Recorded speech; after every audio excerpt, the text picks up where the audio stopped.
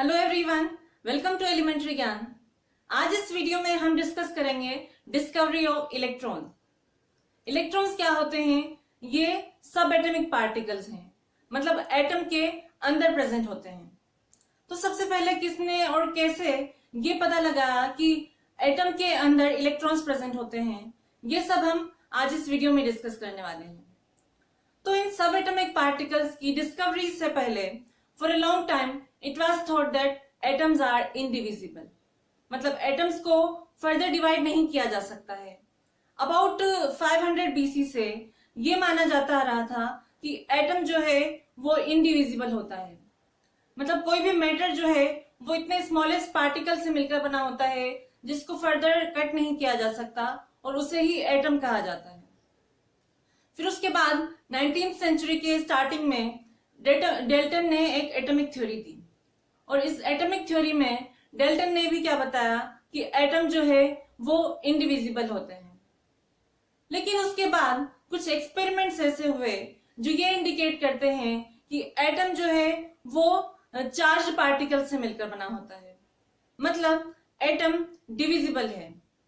तो first important and experimental जो evidence था जो ये प्रूव करता था कि एटम जो है वो डिविजिबल है, वो क्या था?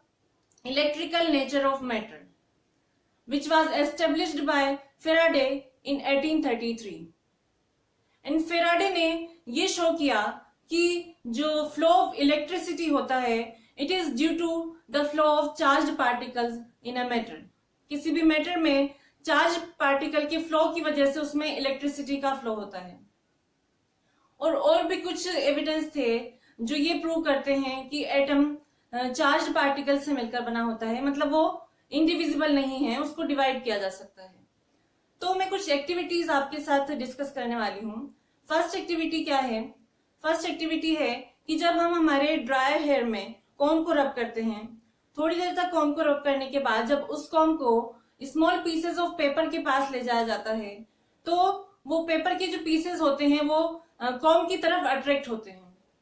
और सेकेंड एक्टिविटी है, ये आप सबने करके भी देखी होगी, हम क्या करते हैं जब बलून को वॉल पर पेस्ट करना होता है तो क्या करते हैं, हमारे ड्राई हेयर में रब कर लेते हैं। तो ड्राई हेयर में रब करने के बाद बलून जो होता है वो वॉल पे चिपक जाता है। तो ऐसा क्यों होता है? हम जानते हैं कि जो अट्रैक्शन होता है ये चार्ज पार्टिकल्स के बीच में लगती है, मतलब जो अनलाइक चार्जेस होते हैं वो एक दूसरे को अट्रैक्ट करते हैं, या फिर कोई चार्ज पार्टिकल किसी अनचार्ज पार्टिकल को भी अट्रैक्ट करता है। तो इन दोनों ही एक्टिविटीज में क्या हो रहा है, जब हम कॉम्ब को हमारे ड्राई हेयर से रब करते हैं तो कॉम्ब के एटम्स एंड हमारे ड्राई हेयर में जो एटम्स हैं हेयर के, इनका क्या होता है? कोलिजन होता है, और इस कोलिजन की वजह से चार्ज इम्बैलेंस हो जाता है और उसकी वजह से इन पर चार्ज आ जाता है। तो ये मतलब क्या है, इन एटम्स में चार्ज प्रेजेंट है, but the question is where does this charge come from? इन सब्सटेंसेस में ये चार्ज आया कहां से? And the obvious answer is from within the atoms of comb and the balloon. जो कॉम्ब के एटम्स थे और बलून के जो एटम हैं उसके अंदर से ही ये चार्ज आया है, और यहीं से साइंटिस्ट के दिमाग की बत्ती जली और सब एटॉमिक पार्टिकल्स की डिस्कवरी शुरू हुई। और सबसे पहले जो सब एटॉमिक पार्टिकल डिस्कवर किया गया वो था इलेक्ट्रॉन। एंड जो डिस्कवरी ऑफ इलेक्ट्रॉन्स थी वो किसने डिस्कवर किया था? It was discovered by J Thomson. मतलब फर्स्ट ऑफ ऑल एटम्स में इलेक्ट्रॉन की जो एग्जिस्टेंस है it was proved by J Thomson in 1897। So electrons were discovered by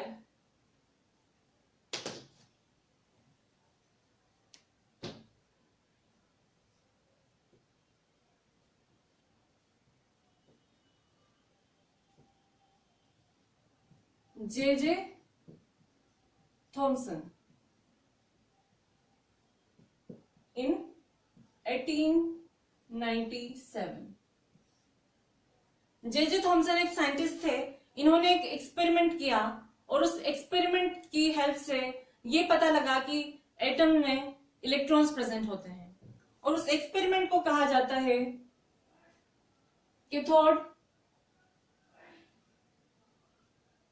रे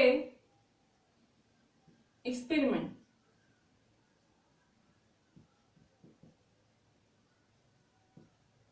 अब हम ये एक्सपेरिमेंट देखेंगे कि जो जे थॉमसन का कैथोड रे एक्सपेरिमेंट था वो क्या था और कैसे किया गया था।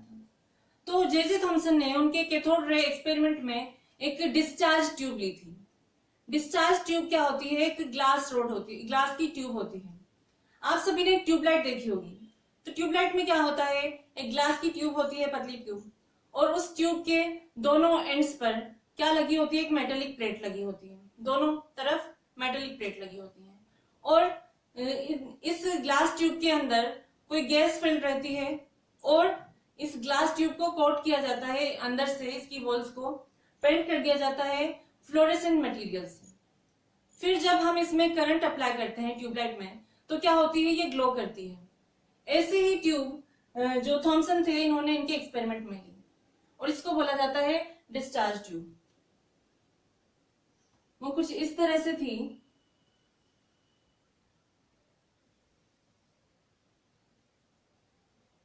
ये ग्लास ट्यूब है और इसके जो दोनों टर्मिनल्स थे, दोनों एंड्स पर क्या कर दिया? दोनों मेटेलिक प्लेट्स लगा दी गई, मतलब मेटल की प्लेट थी।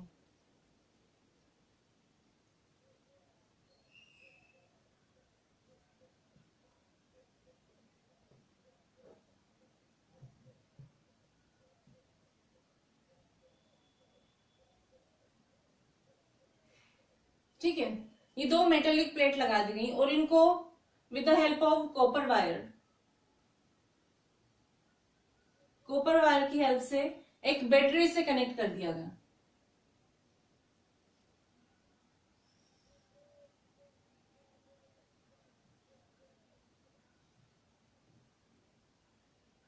और बैटरी से कनेक्टेड इन मेटेलिक प्लेट्स को क्या कहा जाता है? इलेक्ट्रोड्स। और बैटरी के नेगेटिव टर्मिनल से जो इलेक्ट्रोड कनेक्टेड है उसको बोला जाता है कैथोड।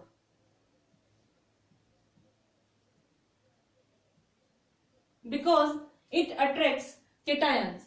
कैथोड केटायंस को अट्रैक्ट करती है और केटायन क्या होते हैं? Positively charged ion. क्योंकि इस पर क्या है? नेगेटिव चार्ज है तो ये पॉजिटिव क्यों ही अपनी तरफ अट्रैक्ट करेगा। तो कैथोड तो क्या करती है? केटायन को अट्रैक्ट करती है। And on the other hand जो प्लेट बैटरी के पॉजिटिव टर्मिनल से कनेक्टेड है उस पर क्या होगा? पॉजिटिव चार्ज होगा और इसको बोला जाता है anode. Because it attracts anion, ये नेगेटिव चार्ज को अपनी तरफ अट्रैक्ट करती है। अब थॉमसन ने क्या किया? इस जो ग्लास ट्यूब है इसमें एयर फिल्ड है, एयर फिल कर ली गई या फिर कोई भी गैस आप मान लीजिए हाइड्रोजन गैस इसमें फिल्ड थी तो हाइड्रोजन के मॉलिक्यूल्स इसमें प्रेजेंट है इस तरह से। फिर क्या किया गया? इस पर हाई वोल्टेज अप्लाई किया गया। हाई वोल्टेज अबाउट 10,000 वोल्ट इस पर अप्लाई किया गया और ये जो ग्लास ट्यूब है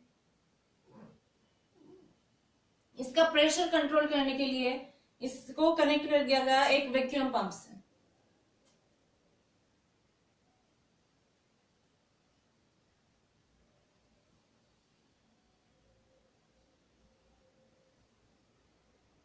यह है वैक्यूम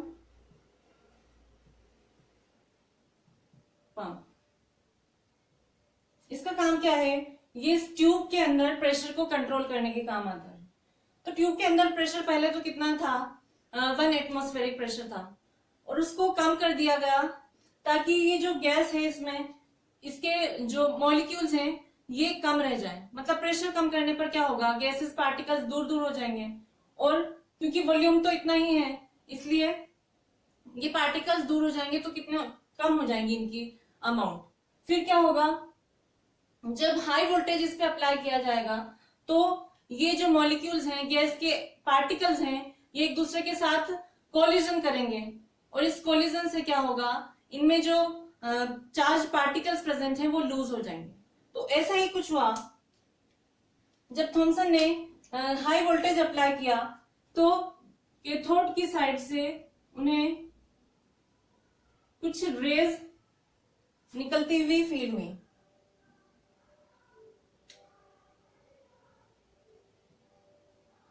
जो कि कहाँ जा रही थी, एनोड की तरफ। क्योंकि ये निगेटिवली चार्ज है तो ऑब्वियसली निगेटिवली चार्ज है तो कहाँ जाएगा, एनोड की तरफ, because anode attracts anion. और इन्हीं रेज को कहा गया कैथोड रेज। ये क्या है, कैथोड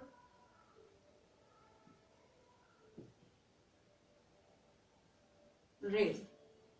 और फिर थॉमसन ने इन कैथोड रेज की स्टडी करी और उससे क्या पता लगा, उसी से ये पता लगा कि एटम में जो है इलेक्ट्रॉन प्रेजेंट होते हैं, मतलब यहीं से इलेक्ट्रॉन्स की डिस्कवरी हुई। तो यहाँ पर कुछ इंपॉर्टेंट पॉइंट्स आपको याद रखने हैं। फर्स्ट तो ये याद रखना है कि डिस्चार्ज ट्यूब में जो प्रेशर था उसको कंट्रोल करने के लिए वैक्यूम पंप लगाया गया और उसका प्रेशर कम कर दिया गया 1 atm से 10⁻³ atm तक। ठीक है, 10⁻³ क्या होता है, इसको हम लिख सकते हैं 1/10⁻³ विच इज इक्वल टू 1/1000। तो प्रेशर को 1000 टाइम्स कम करने के बाद उस पर हाई वोल्टेज अप्लाई किया गया, हाई वोल्टेज। तो इस तरह की चीजें देखने को मिली, लेकिन ये जो सब हो रहा था इस ट्यूब के अंदर ये विजिबल नहीं था। तो थॉमसन को कैसे पता चला कि ये जो रेज निकल रही हैं ये एनोड की तरफ जा रही हैं? इसके लिए थॉमसन ने एनोड की साइड वाली जो ट्यूब थी उसको कोट कर दिया था, पेंट कर दिया था एक फ्लोरेसेंट मटेरियल से।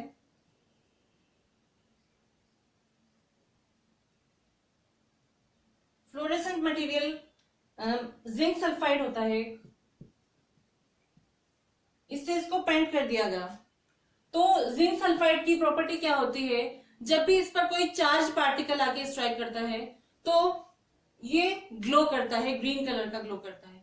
तो जैसे यहां से रेज एनोड की तरफ आ रही थी तो इसकी एनोड वाली साइड जो थी ये ग्रीन कलर का ग्लो शो कर रही थी और इसी से पता लगा कि ये जो रेज हैं ये एनोड की तरफ आ रही हैं। और उस टाइम ये माना गया कि जो रेज हैं वो कैथोड की तरफ से आ रही हैं, बट कि एक्चुअल में क्या था, ये जो गैसेस पार्टिकल्स इसमें प्रेजेंट थे इनमें से इलेक्ट्रॉन्स लूज हो रहे थे और उनकी स्ट्रीम निकल रही थी। तो ये जो कैथोड रेज हैं वो क्या हैं, स्ट्रीम्स ऑफ इलेक्ट्रॉन, जो कि कैथोड से आती हुई फील हो रही थी। मतलब ऐसा लग रहा था कि कुछ कैथोड से निकल के एनोड की तरफ आ रहा है, बल्कि एक्चुअल में ये थे हाइड्रोजन जो गैस है इसमें फिल्ड है उसके इलेक्ट्रॉन्स। तो यहाँ से इलेक्ट्रॉन्स की डिस्कवरी हुई और यहाँ से हमें कुछ इंपॉर्टेंट पॉइंट्स जो हैं वो लर्न करने हैं। वो क्या क्या हैं, प्रॉपर्टीज ऑफ इलेक्ट्रॉन। तो फर्स्ट प्रॉपर्टी क्या है, सिंबल ऑफ इलेक्ट्रॉन।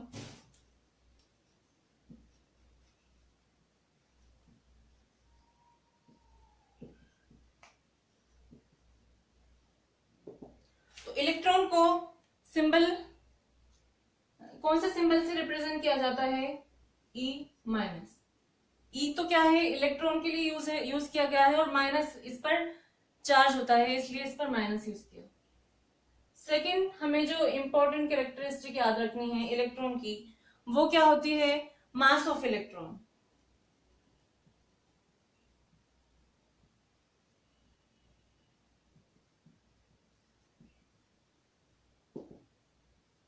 इलेक्ट्रॉन का जो एक्चुअल मास होता है वो होता है 9.1 इंटू 10⁻⁻28 ग्राम। और अगर इसको हाइड्रोजन एटम से कंपेयर करें तो इसका मास होता है 1/1837 times of the mass of hydrogen. मतलब हाइड्रोजन एटम क्या है, सबसे छोटा एटम है और उस सबसे छोटे एटम के मास से भी इतना कम इस इलेक्ट्रॉन का मास होता है और इसीलिए इसको नेग्लिजिबल माना जाता है। मतलब जब भी किसी एटम का मास हमें कैलकुलेट करना होता है तो इलेक्ट्रॉन का मास हम उसमें कंसीडर नहीं करते हैं, इसको नेग्लिजिबल मानते हैं। थर्ड कैरेक्टरिस्टिक होती है इसके चार्ज। चार्ज ऑन इलेक्ट्रॉन, तो इलेक्ट्रॉन पर चार्ज होता है -1.6 इंटू 10⁻⁻19 कूलम्स। और क्योंकि ये चार्ज जो है किसी भी पार्टिकल पे स्मॉलेस्ट चार्ज है, इसीलिए इसको माना जाता है इसको यूनिट चार्ज माना जाता है। और हम कहते हैं कि इलेक्ट्रॉन पर जो है -1 यूनिट चार्ज होता है। So now we can define electron as electron is negatively charged particle which has mass equal to 9.1 into 10⁻⁻28 ग्राम, जो कि कितना है 1/837 times of hydrogen and has -1 unit charge. So this is all about the discovery of electrons। और साथ साथ हमने electrons की properties को भी डिस्कस किया है। आई होप आपको क्लियर हो गया होगा कि डिस्कवरी ऑफ इलेक्ट्रॉन्स कैसे हुई। और अगर आपको इससे रिलेटेड कोई भी डाउट हो तो आप कमेंट सेक्शन में कमेंट करके पूछ सकते हैं। And now I will see you in the next video. Till then keep learning and thank you.